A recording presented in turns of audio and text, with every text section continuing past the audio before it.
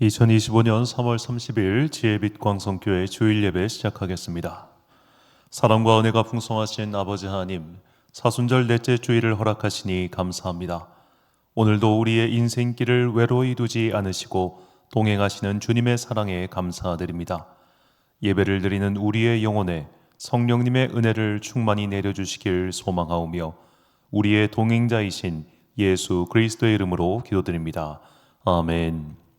사도신경으로 우리의 신앙을 고백하겠습니다. 나는 전능하신 아버지 하나님, 천지의 창조주를 믿습니다. 나는 그의 유일하신 아들 우리 주 예수 그리스도를 믿습니다. 그는 성령으로 잉태되어 동정녀 마리아에게서 나시고 본디오 빌라도에게 고난을 받아 십자가에 못 박혀 죽으시고 장사된 지 사흘 만에 죽은 자 가운데서 다시 살아나셨으며 하늘에 오르시어 전능하신 아버지 하나님 우편에 앉아 계시다가 거기로부터 살아있는 자와 죽은 자를 심판하러 오십니다. 나는 성령을 믿으며 거룩한 공교회와 성도의 교제와 죄를 용서받는 것과 몸의 부활과 영생을 믿습니다. 아멘. 찬송가 38장 찬양하겠습니다.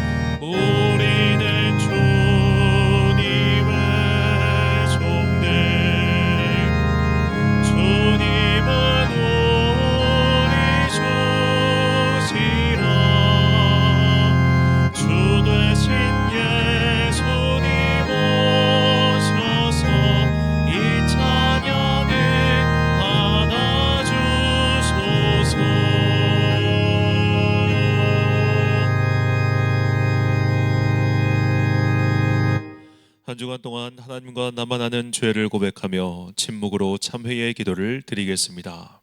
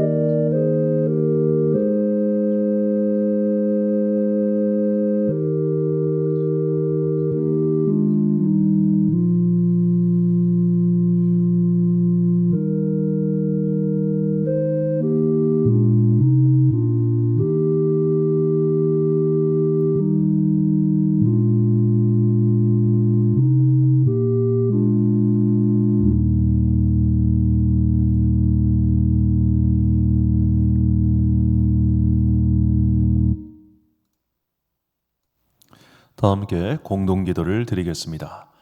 사랑과 은혜가 풍성하신 아버지 하나님, 지난 한 주간 이 어지러운 세상 속에서 우리를 건져주사 오늘 예배드릴 수 있게 해주시니 감사합니다. 그러나 이 시간 평화를 누리지 못하는 사람들을 위하여 먼저 기도합니다. 군사 독재로 신음하는 미얀마에 대지진이 일어나서 1,000명이 넘는 사람들이 생명을 잃었습니다. 그 나라의 백성들을 불쌍히 여기사 구원의 손길을 내려 주옵소서. 경북 의성에서 일어난 큰 산불로 인해 수많은 사람들이 고통 중에 처해 있습니다.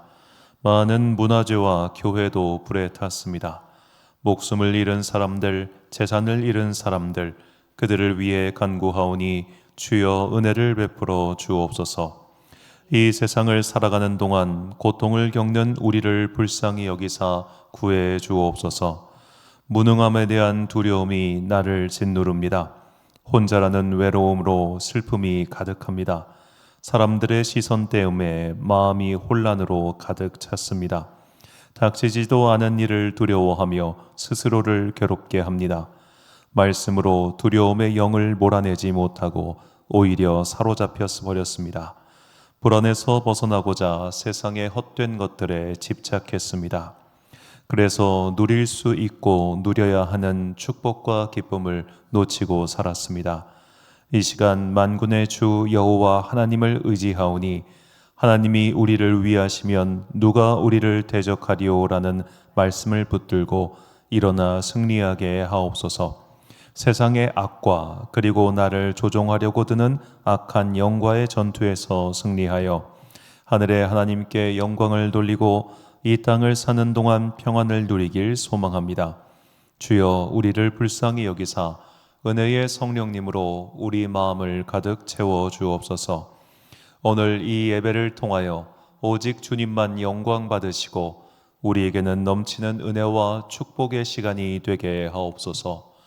이 모든 간구와 함께 주님의 은총과 자비를 구하며 주님께서 가르쳐 주신 기도를 드리오니 하늘에 계신 우리 아버지, 아버지의 이름을 거룩하게 하시며 아버지의 나라가 오게 하시며 아버지의 뜻이 하늘에서와 같이 땅에서도 이루어지게 하소서. 오늘 우리에게 일용할 양식을 주시고 우리가 우리에게 잘못한 사람을 용서하여 준 것 같이 우리 죄를 용서하여 주시고 우리를 시험에 빠지지 않게 하시고 악에서 구하소서. 권능과 영광이 영원히 아버지의 것입니다. 아멘.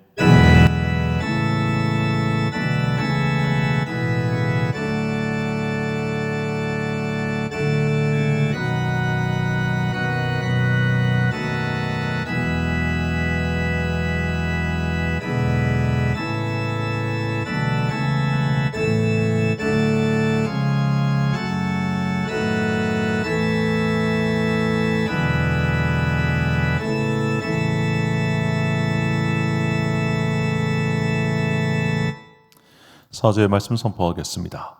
보옵소서. 내게 큰 고통을 더하신 것은 내게 평안을 주려 하심이라. 주께서 내 영혼을 사랑하사 멸망의 구덩이에서 건지셨고 내 모든 죄를 주의 등 뒤에 던지셨나이다. 아멘. 이 세상에서 일어나는 모든 안타깝고 슬픈 일들을 보며 우리는 더욱 기도해야 합니다. 기도는 성도의 기본이자 성도를 완성시키는 하나님의 훈련 방법이라는 것을 잊지 마시고 자신을 위하여 그리고 함께 살아가는 모든 사람들을 위하여 항상 기도하는 여러분과 제가 되시길 주님의 이름으로 축원합니다. 교독문 127번을 함께 교독하시겠습니다. 여호와를 자기 하나님으로 삼은 나라 곧 하나님의 기업으로 선택된 백성은 복이 있도다. 여호와께서 하늘에서 굽어보사 모든 인생을 살피시며 곧 그가 거하시는 곳에서 세상의 모든 거민들을 굽어 살피시는도다. 그는 그들 모두의 마음을 지으시며 그들이 하는 일을 굽어 살피시는 이로다. 많은 군대로 구원 얻은 왕이 없으며 용사가 힘이 세어도 스스로 구원하지 못하는도다. 우리 영혼이 여호와를 바라며 그는 우리의 도움과 방패시로다. 우리 마음이 그를 즐거워하며 우리가 그의 성호를 의지하였기 때문이로다. 여호와여, 우리가 주께 바라는 대로 주의 인자하심을 우리에게 베푸소서. 아멘. 찬송가 412장 찬양하겠습니다.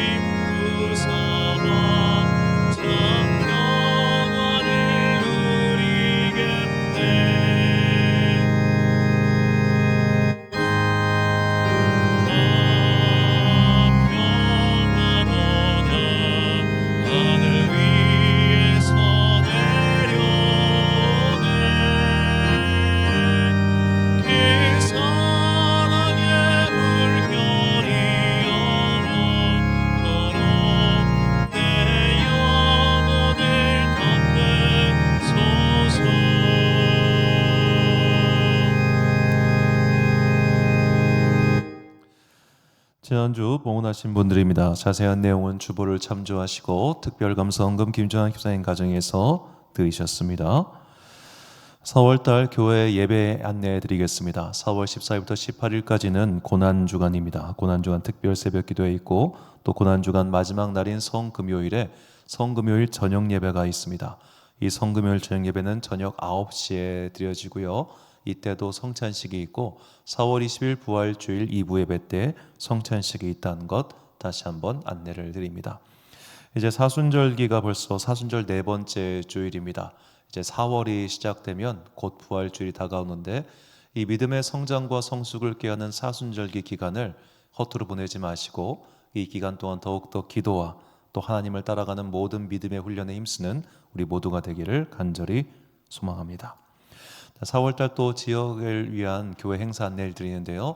4월 19일 토요일에 오전 11시부터 오후 1시까지 이 미스터 붕붕 차기현 집사님과 함께하는 버블 매직 쇼를 시작합니다.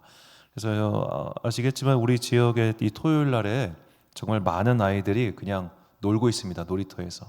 그래서 이 아이들을 교회로 초청해 가지고 여기서 이제 뭐 버블쇼, 매직쇼 이런 걸 다양한 걸 보여주고 그 아이들에게 계속해서 제공할 수 있는 여러 가지 토요 프로그램 또 교회 프로그램을 할 생각입니다. 궁극적인 목적은 이 지역 사회에 우리 교회가 있다는 것을 널리 좀 알리고 또 이렇게 토요일 일요일 날 놀고 있는 아이들이 그냥 바깥에 놀지만 말고 교회 와서 함께 예배드릴 수 있는 그런 믿음의 세대로 키우기 위한 행사인데 일단 4월 19일을 기점으로 해서 계속해서 우리 교회가 함께 할 수 있는 이런 프로그램이 이어질 수 있도록 기도해 주시고 많이 함께 해 주시기를 부탁드립니다. 4월 달에 있을 어린이 합창단 또 모집 행사부터 시작하고요. 그리고 탁구 교실과 어린이 휴게실 오픈 등을 위해서 여러 가지 행사를 준비하고 있으니 많은 기도 부탁드리겠습니다. 예, 오늘 함께 예배드리시는 모든 분들 환영하고 또 감사드립니다. 우리 교회가 이제 코로나 때 개척을 한 교회입니다. 2020년 7월부터 6월 14일부터 예배를 드렸는데요. 그때만 해도 교회 카메라도 없고 아무것도 없다 보니까 또 비대면 예배는 드려야 되고 그래서 그때부터 오전 이른 시간에 예배를 드리기 시작했습니다. 아침 8시에 예배를 드려가지고 예배를 1시간 동안 녹화를 하고 그걸 바로 또 이렇게 송출하는 그런 시스템을 계속해서 있다 보니까 우리가 일부 예배 시간이 항상 좀 일찍 시작을 합니다. 사람이 있든 없든 항상 일부 예배를 드리는 게 좀 어떻게 보면 버릇이 돼가지고 이렇게 이어오고 있는데요. 이 9시 예배 시간 아무도 없는 때로는 8시 예배 시간 있기도 하고 없기도 하는데 그런 모든 시간들이 좀 낯설더라도 함께 해주신 모든 분들에게 또 귀한 감사의 말씀과 또 주님의 은혜가 있기를 소망합니다. 드린 예물 위하여 보험 기도 드리겠습니다. 사랑과 은혜가 충만하신 아버지 하나님 참으로 감사합니다. 오늘 우리를 예배의 자리로 불러주시고 예배드릴 수 있는 은혜를 베풀어 주시니 감사합니다. 내가 특별한 자격과 권리가 있어서 예배에 나와주는 것이 아니라 예배의 자리에서 은혜를 주시는 것에 너무나 감사하다는 것을 잊지 않고 살아가는 주의 자녀들 되게 하여 주옵소서. 이 시간 우리는 평안한 곳에 있으나 평안을 누리지 못하는 이 땅의 백성들을 위하여 다시 한번 간구하오니 주여 그들을 고통 가운데서 건져 주옵소서. 화재가 많이 진압됐습니다. 그러나 아직도 남은 잔불과 강풍으로 인해서 화재의 그 남은 시간 진압이 어렵다고 합니다. 주님 그 지역에 따뜻한 봄바람과 그리고 비를 다시 한번 내려 주옵소서. 고통 중에 처해 있는 자들이 하늘의 은혜로 말미암아 다시 삶의 의지를 회복할 수 있도록 주님 그들을 불쌍히 여겨 주옵소서. 미얀마에 큰 지진이 일어나서 벌써 천수백 명의 사람들이 생명을 잃었습니다. 주님 그들은 군사 독재로 인해서 고통당하고 있습니다. 미신과 잘못된 습관으로 인해서 관습으로 인해 고통당하고 있습니다. 주님 그 나라를 불쌍히 여겨 주옵소서. 그 나라에 은혜를 베풀어 주옵소서. 그리하여 그들이 그 고통에서 벗어나 하나님께서 예비하신 평강을 누릴 수 있도록 그들에게 선한 손길이 닿기를 간절히 소망합니다. 이 사순절기를 지내는 우리에게 은혜와 복을 내려주사 이 땅을 살아가는 동안 악에 빠지지 아니하고 하나님께서 우리를 위하여 예비하신 선한 길이 무엇인지 깨달아 그 길을 올곧게 걸어가게 하여 주옵소서.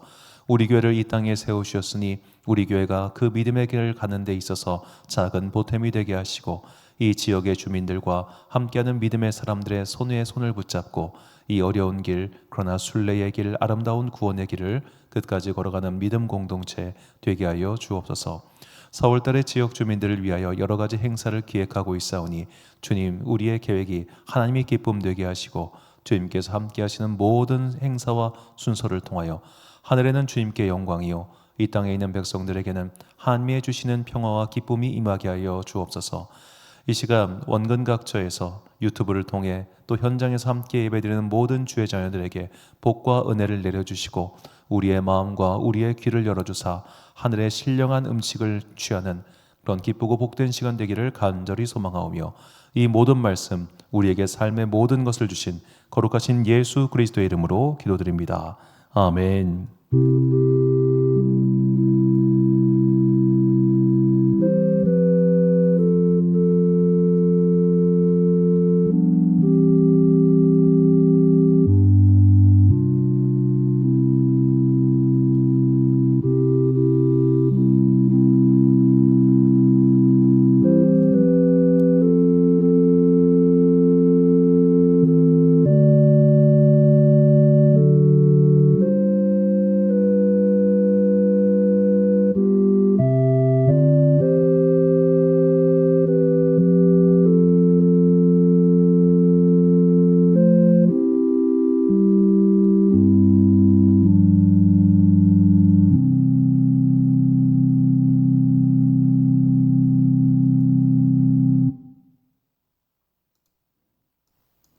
오늘 우리에게 주시는 하나님의 말씀 신약성경 마태복음 11장 28절부터 30절까지 말씀입니다.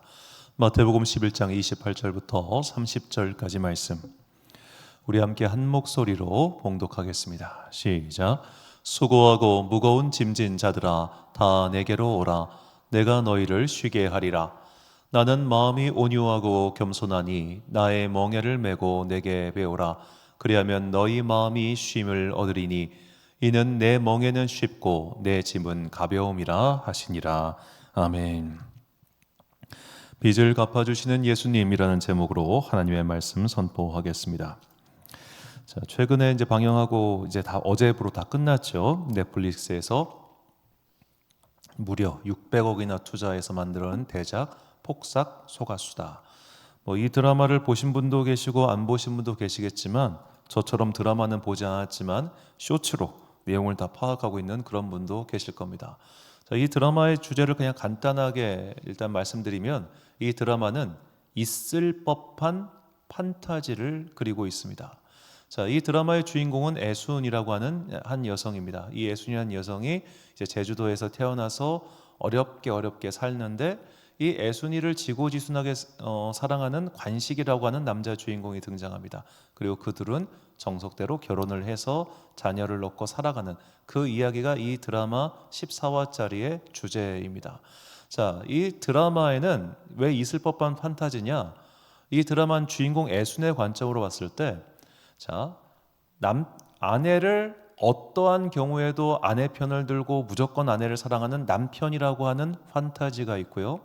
그리고 어려운 순간순간마다 그녀를 도와주는 동네 주민들이라고 하는 판타지가 있습니다. 그리고 자녀가 있고 또 자녀가 속도 썩이고 뭐도 있지만 적어도 극단적인 상황까지는 가지 않아요. 자녀도 누구나 한 번쯤 꿈꿔볼 속 썩이기도 하지만 사랑스러운 자녀들의 모습이 그렇게 있지요. 자, 이렇게 작가는 의도적으로 있을 법한 판타지를 그녀의 주변에 배치해 놨습니다. 그런데 그녀에게는 오직 한 가지가 없습니다. 뭐가 없냐? 돈이 없습니다. 그녀는 돈이 없습니다.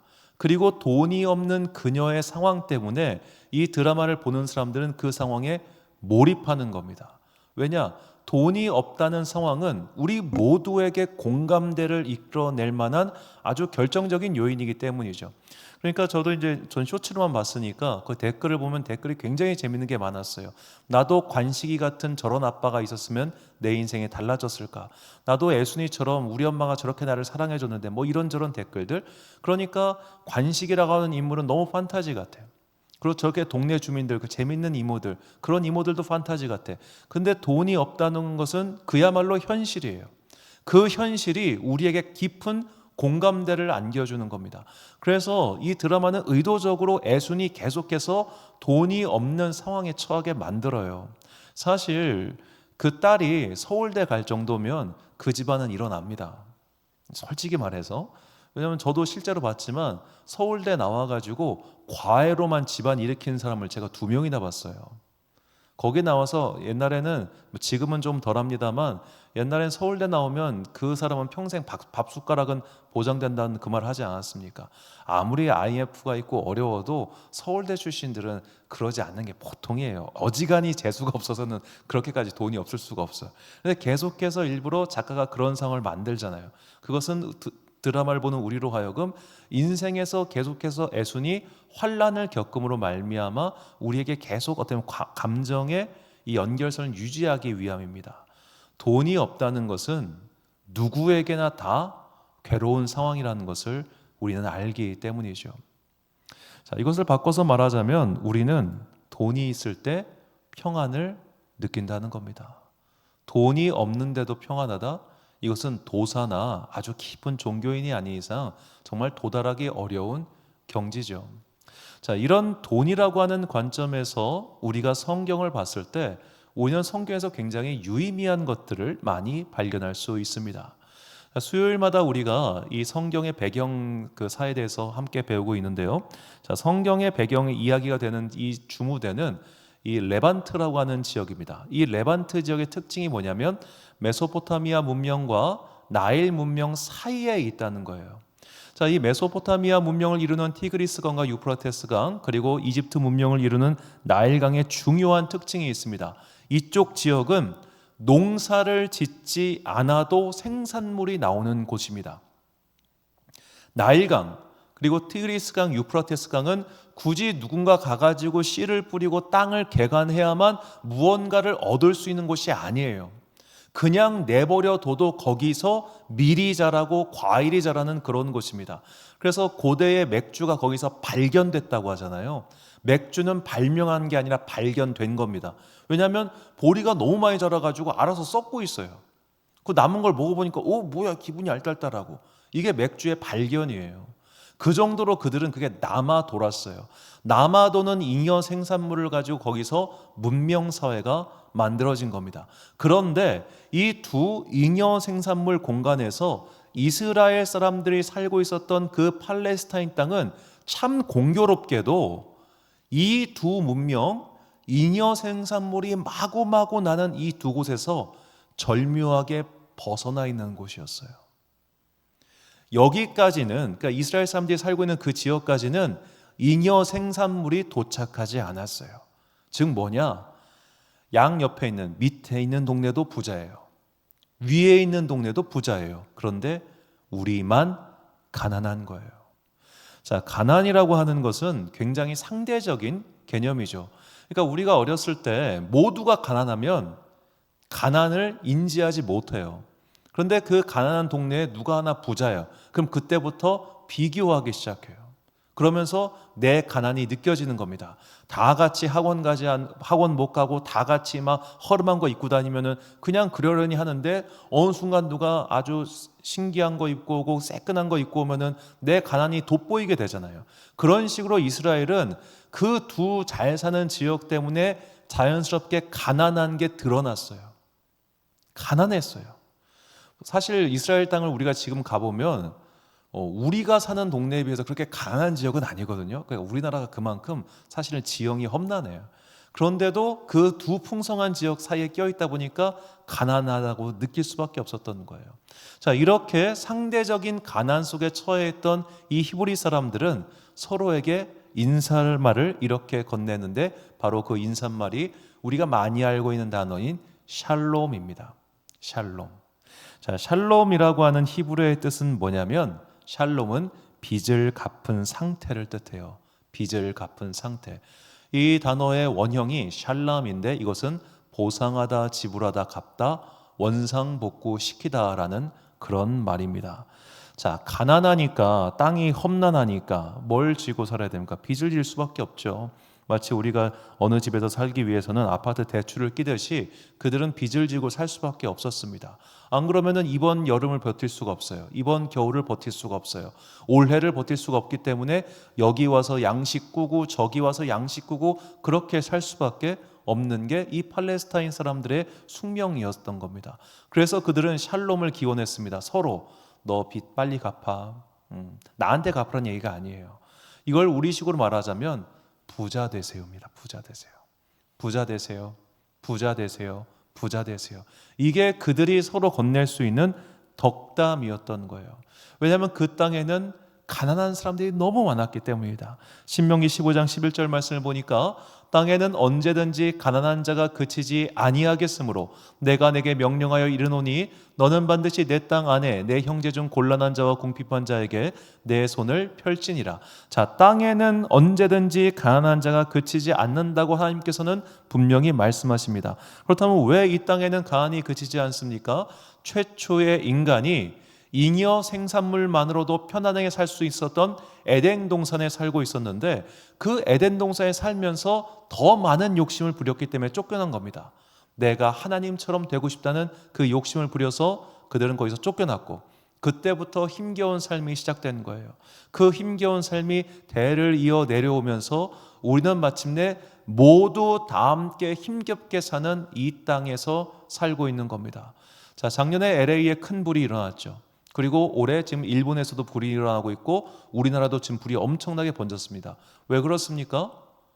지구가 따뜻해졌기 때문입니다. 그러니까 다 말라버렸잖아요. 그러니까 거기서 마른 불이 장작 타듯이 계속 팡팡팡 타지는 거지. 그 작은 불 하나 때문에 누가 라이터로 불 켜가지고 그게 이만큼 번진 게 아니라 건조해져가지고 그만큼 번진 거죠. 이렇게 지구의 자원을 누군가는 더 많이 가져가고 뺏어가려고 하고 누군가는 그러니까 나 안 뺏길 거야 그러고 이렇게 수많은 싸움이 일어나는 곳이 이 땅 아닙니까? 그러면서 누군가는 부유하고 누군가는 가난하고 우리가 연예인들 소식 들으면 허탈한 이유가 뭐예요? 야, 세금을 11억을 냈대. 어떻게 세금을 11억을 내? 나는 11억 벌어보지도 못하는데 그런 말 생각하지 않겠어요? 그런 식으로 우리는 상대적 불평등과 가난한 세상 속에서 살고 있고 이 세계는 하나님께서 만드신 게 아니라 인간의 죄로 인해서 이렇게 오염되고 비틀려 버린 거예요. 이렇게 비틀린 세상 속에서 히브리인들은 서로 기원했던 겁니다. 잘 살길 바래. 잘 살기를 바래. 네가 우리가 다 이런 상태에서 처하게 됐지만 인간의 죄로 말미암아 이렇게 비틀린 세상에서 살게 되었지만 그래도 네가 평안하길 바래. 그래도 네가 잘 살기를 바래. 이런 기원의 마음을 담아서 서로 샬롬이라고 인사말을 건넨 것이죠. 자, 그렇다면 우리가 이 땅을 사는 동안 부자가 되면 돈이 많아지면 정말로 모든 것이 다 행복해지겠습니까? 물론 90% 이상의 문제는 분명히 해결될 겁니다. 돈은 많은 문제를 쉽게 만들고 돈은 많은 문제를 평안하게 만들죠. 아마 우리가 속 끓이는 모든 것들이 돈만 있으면 해결될 게 너무너무나 많을 겁니다. 하지만 돈만으로 해결될 수 없는 문제가 있다는 것쯤은 우리가 다 알고 있지요. 그리고 이것은 히브리인들도 다 알고 있었습니다. 돈이 많아도 얼마든지 불행해질 수 있고 오히려 그 돈으로 인해서 망하는 수많은 사람들이 있다는 것을 역사와 주변으로부터 얼마든지 배울 수 있었기 때문이죠. 아주 간단한 예로 돈이 많기 때문에 이집트는 끊임없이 침략을 당했습니다. 이런 식으로 돈이 많다고 하는 것은 그 순간에 평안을 가져오기도 하지만 동시에 위협이 될 수도 있었다는 것이죠. 그렇기 때문에 이 샬롬에는 단순하게 돈 많아지세요, 부자 되세요 이런 의미가 여기서 한 단계 더 나아가 새로운 의미가 있었습니다. 속뜻 바로 당신이 얻은 성과는 은혜의 결과물이다라고 하는 뜻이었죠. 그래서 이 샬롬의 변형인 샬렘은 화목제, 감사제라는 뜻을 가지고 있습니다. 자, 이 말이 어떤 뜻인가? 우리가 이 땅을 살아가는 동안 내가 얻은 모든 삶의 결과물은 100% 나의 온전한 노력의 결과물인 것은 아닙니다. 누군가가 이 사회를 만들었고 이 시스템을 조직했고 이 시스템을 유지하기 위해서 누군가는 지금도 노력하고 있잖아요. 예를 들어 이 땅에 경찰이 사라지면 어떤 사회가 벌어지겠습니까? 이 땅에 소방관이 사라지면 어떤 세상이 되겠습니까? 그러니까 이 세상에서 내가 돈을 번다고 하는 것은 사실은 어느 정도는 이 앞선 사람들의 그런 노력의 결과물을 내가 취하는 거예요. 그래서 우리가 세금 내는 거 아니겠습니까? 세금 내는 이유는 바로 내가 이렇게 노력하는 것은 내가 취하는 것이지만 동시에 내 노력에 이런 성과가 있을 수 있게 만든 이 사회에 대한 고마움을 돌리는 것이 세금의 철학적인 의미라고 볼 수 있겠습니다. 그러나 우리는 이런 일반적인 의미의 철학적인 의미를 고찰하는 것이 아니라 내가 가지고 있는 모든 것들은 다 결국 하나님께서 주신 은혜의 결과물이라는 거죠. 주님께서 나를 이 땅에 태어나게 하시고 여기까지 인도하신 것에 대한 감사, 그 감사에 대한 고백이 샬롬이라고 하는 인사말 속에 담겨 있는 것입니다.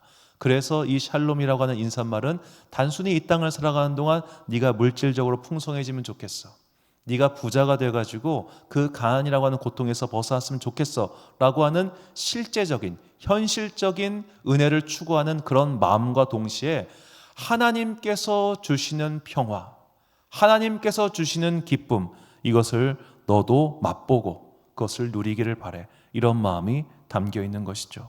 자, 이런 마음을 우리가 이해한 상태에서 우리는 오늘 본문 말씀을 봐야 합니다. 본문 28절부터 30절까지 말씀을 제가 다시 한번 봉독하겠습니다. 수고하고 무거운 짐진 자들아, 다 내게로 오라.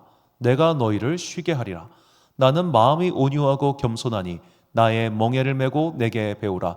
그리하면 너희 마음이 쉼을 얻으리니 이는 내 멍에는 쉽고 내 짐은 가벼움이라 하시니라. 아멘.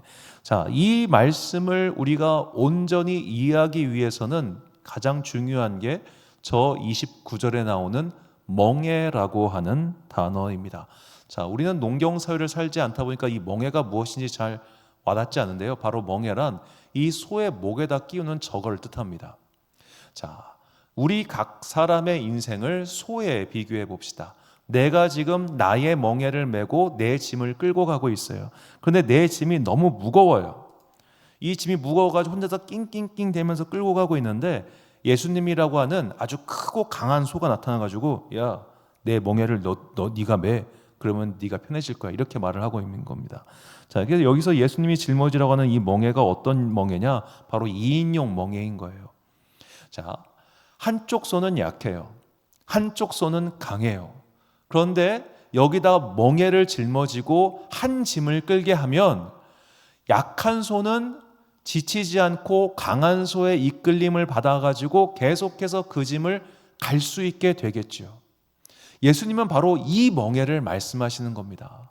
네가 짊어지고 있는 그 멍에를 너 혼자 지지 말고 내가 져줄게. 내가 함께 해줄게. 그러면 너희가 메고 있는 그 짐이 가벼워질 거야. 왜냐? 내 짐은 가볍거든. 지금 내가 짊어지고 있는 이 짐은 지극히 가벼워. 그런데 내가 보니까 네 짐은 너무 무거워 보이네? 내가 함께 져줄게. 그러면은 수레를 하나로 합치면은 내가 힘이 더 세니까, 내가 이걸 끌고 가니까 너는 그만큼 편해질 거야. 이게 예수님께서 말씀하시는 것이고, 이것이 바로 하나님께서 우리를 위하여 예비하신 샬롬의 요체인 겁니다. 우리가 우리의 짐을 혼자 짊어지고 가면 짜증나고 분노합니다. 그런데 함께 짊어질 수 있으면 평안해지겠죠. 다시 드라마의 예를 들자면, 자, 애순이가 자기의 인생의 짐을 자기 혼자 졌으면 그녀는 아마 일찍 죽었을 겁니다. 그의 어머니처럼. 그런데 그 인생을 함께 짊어질 관식이라고 하는 존재가 있으니까 그 함께 짊어지고 버텨고 가잖아요. 그 이제 정말 드라마의 제목, 드라마의 어떤 표현처럼 무쇠 같은 관식이. 자, 그리고 나중에 그 짐들도 자식들 함께 짊어지죠. 그래서 이제 판타지인 거 아닙니까? 자, 예수님께서 우리의 그런 인생의 짐을 함께 져주신다는 거예요. 함께 져주신다. 자, 우리가 그렇게 예수님과 함께 짐을 짊어질 때, 그러면 와, 속된 말로 애들 이제 캐리를 끈다고 하는데, 야, 예수님께서 우리를 위해서 하드 캐리 해주시니 나는 편하게 가면 되겠네. 그런데 그 짐칸에 뭐가 있냐? 예수님의 십자가가 있는 거예요. 그래서 주님께서는 자기 십자가를 짊어지고 나를 따르라고 하시는 겁니다.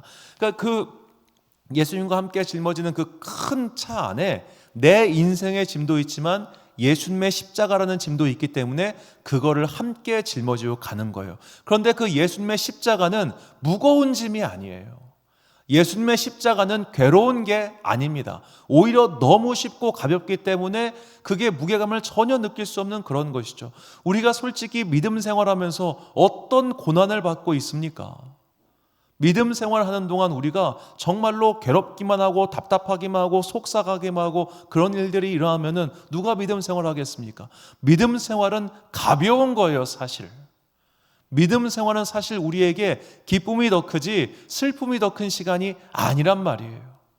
그렇기 때문에 주님께서는 오늘 너는 너의 십자가를 지고 너의 짐을 짊어지고 나와 함께 멍에를 메고 가자. 그러면 너는 평안해질 거야.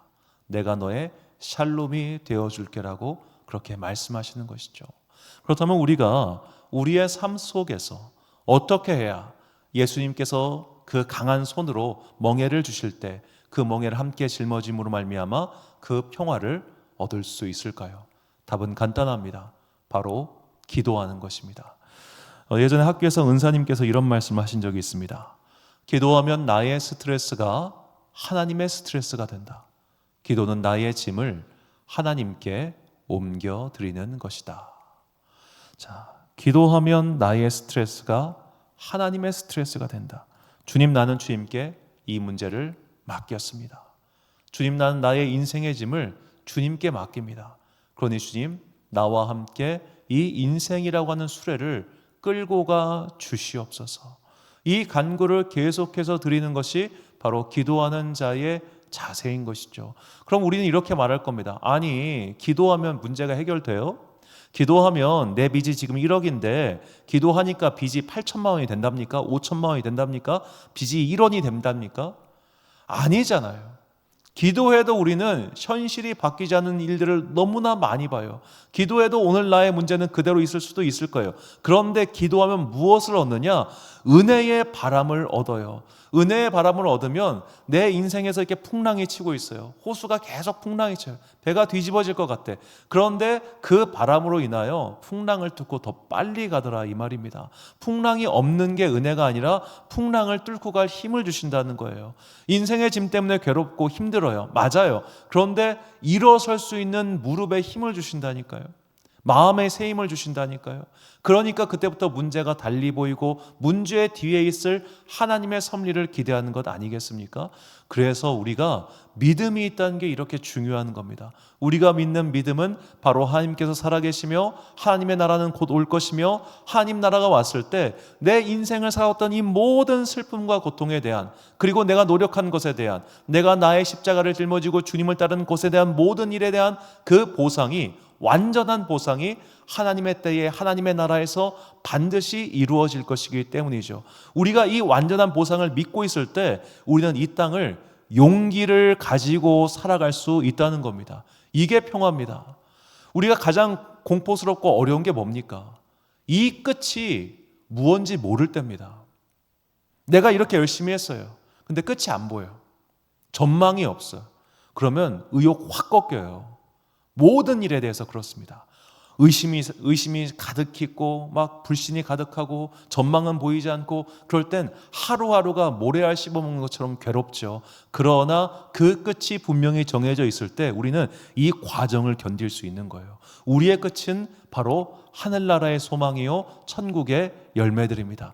이것을 정해 놓으셨기 때문에 우리가 비록 인생의 길을 가는 동안 여러 가지 고난과 환난이 있지만 이 속에서 평안을 얻을 수 있는 거예요. 오늘 나는 힘들어. 그러나 내일의 나는 이 힘듦에서 결국 벗어나게 될 것이기 때문이죠. 이 고난과 고통은 반드시 끝나는 날이 옵니다. 이 외로움의 시기는 반드시 지나는 날이 옵니다. 하나님께서 우리에게 이미 평안을 예비하셨고 그리고 지금도 그것을 주고 계시기 때문입니다. 기도하는 자가 이것을 얻을 수 있는 거예요. 왜냐하면 기도를 함으로써 우리는 점점 더 나 중심의 생각을 내려놓고 하나님께 우리의 시선을 고정하게 되기 때문입니다. 반면에 교회는 다니지만 기도하지 않는 사람들은 여전히 자기 중심성을 벗어나지 못하고 있기 때문에 내 중심의 평안만을 구해요. 하나님, 이 상황이 안 변하네요. 그러면서 원망하고 불평해요. 그래서 교회는 다니지만 기도하지 않는 자들의 가장 큰 특징이 뭐냐? 불평, 불만, 분노, 짜증, 이런 것들입니다. 자, 최근에 이제 교회 다니는 청년들 대상으로 뭐 이렇게 믿는 사람 있으면 소개시켜줘, 뭐 그런 여러 가지 유튜브에서 하든가 CBS에서 하든가 이런 프로그램이 있는 것 같아요. 저도 짧게 쇼츠로 봤는데 한 여성분이 이런 말을 했습니다. 교회 다니는 사람이면 좋겠다. 왜냐? 교회 다니는 사람이 착할 것 같아서. 그렇게 대답을 했어요. 자, 여기서 이 착하다라는 말은 굉장히 주관적이죠. 도대체 착한 게 뭡니까? 아마도 제가 그분의 속마음까지는 모르겠고 그분의 말을 비난할 생각은 조금도 없습니다만, 우리가 보통 생각하는 착한 사람이라고 하는 거는 그냥 내 말 잘 듣는 사람 아닌가요? 내 뜻대로 잘해주는 사람 아닌가요? 우리는 하나님의 기준에서 착한 걸 찾는 게 아니라 내 마음에서 착한 사람을 찾습니다.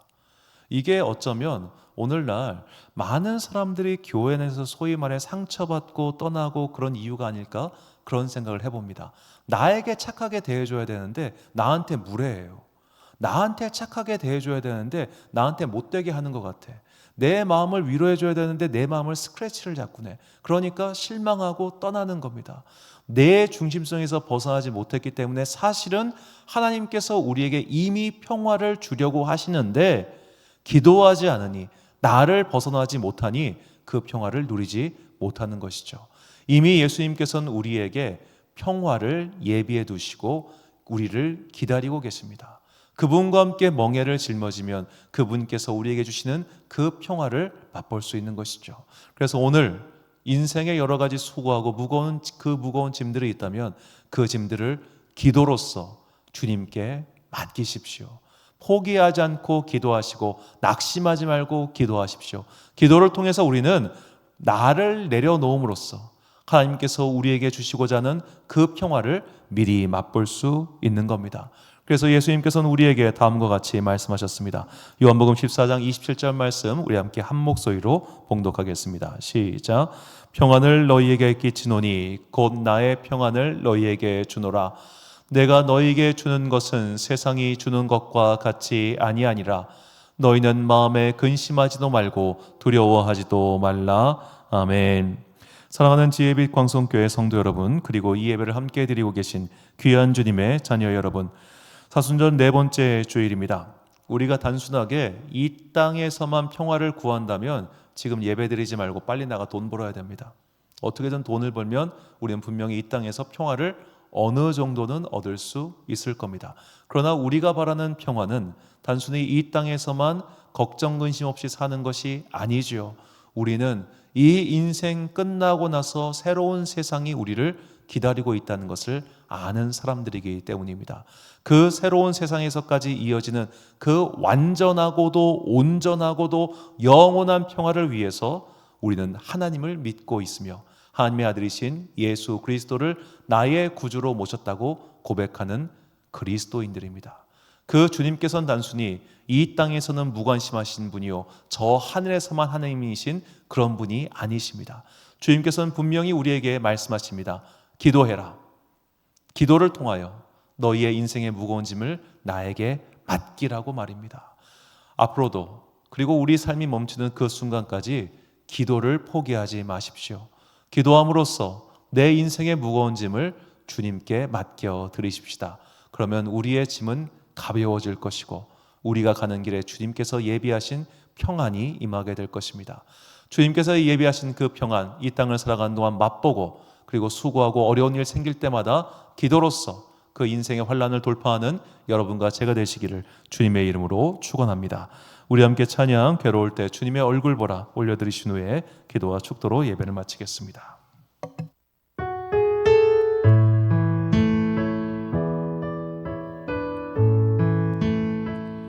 괴로울 때 주님의 얼굴 보라 평화의 주님 바라보아라.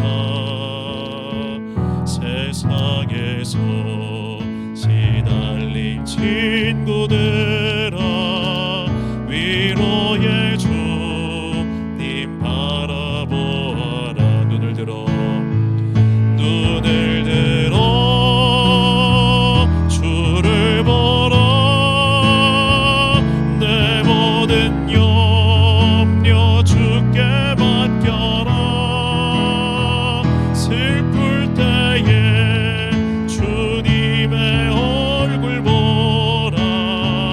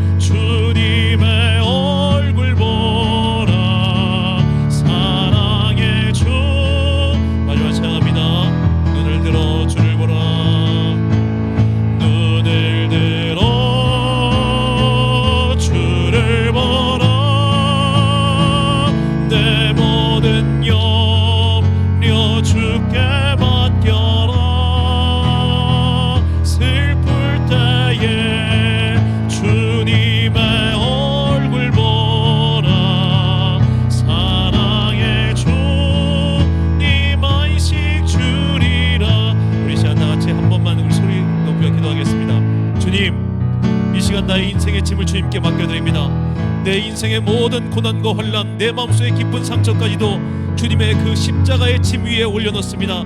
강하고 능하신 주님, 내 인생의 짐을 함께 끌고 가 주십시오. 주님의 그 십자가의 수레 위에 우리의 인생 짐을 얹으사 우리의 인생 가운데 평화와 화평과 행복을 달라고 우리 같이 주여 한번 부르고 기도하겠습니다. 주여, 할렐루야. 성안에 봉사하신 아버지 하나님, 오늘 우리 가운데 성령의 뜨거운 은혜를 내려주사 내 마음속에 가득하 있는 고통과 의심의 사슬이 벗어지게 하여 주옵시고, 나의 그 인생의 짐을 주님께 맡겨드릴 수 있는 믿음의 사람 되게 하여 주옵소서. 포기하지 않고 기도하고 끊이지 않고 기도하며 하나님의 나라가 오기를 끝까지 기다리고 기도하겠습니다. 그러니 주님, 내 인생의 무거운 짐들을 주님께 맡겨드리오니 주여, 우리가 하늘에 예비하신 그 평안을 내려주옵소서. 외로운 나의 심령 가운데 성령의 충만을 내려주옵시고, 괴로운 나의 인생길 가운데 주님의 은혜가 임하게 하여 주옵소서. 주님, 우리는 혼자 가는 사람들이 아닙니다. 함께 가는 사람들입니다. 주님의 동행할 수 있는 사람 되게 하여 주옵시고, 예수님의 십자가의 짐을 짊어지고 함께 걸 수 있는 주님의 삶을 되게 하여 주옵소서. 이 시간 기도하고 간거든 모든 성령들 성령 가운데 그 성령의 은혜가 임하게 하여 주옵시고, 한 사람 한 사람의 심령 가운데 뜨거운 성령의 불로 말미암아 이 인생길 가는 동안 외롭지 아니하고 뜨거운 불과 함께 예수님과 함께 동행할 수 있는 주님의 능력의 자녀를 되게 하여 주시옵소서. 예수님의 이름으로 기도드립니다. 아멘. 사랑과 풍성하신 아버지 하나님, 감사합니다. 주님의 멍에를 함께 지는 것이야말로 최고의 평안이요 샬롬이라는 것을 깨닫게 하시니 감사합니다. 이제 외로운 나의 인생의 짐을 주님과 함께 짊어지겠습니다. 주님은 우리보다 강하시고 능하시며 우리의 짐을 가볍게 만들어주시는 사랑의 주님이시기 때문입니다.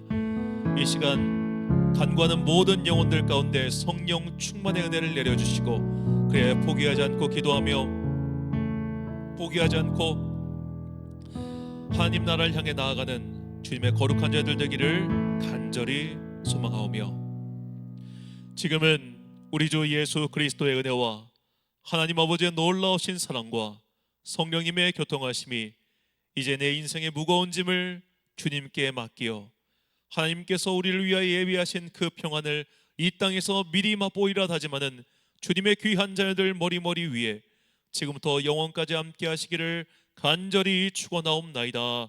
아멘.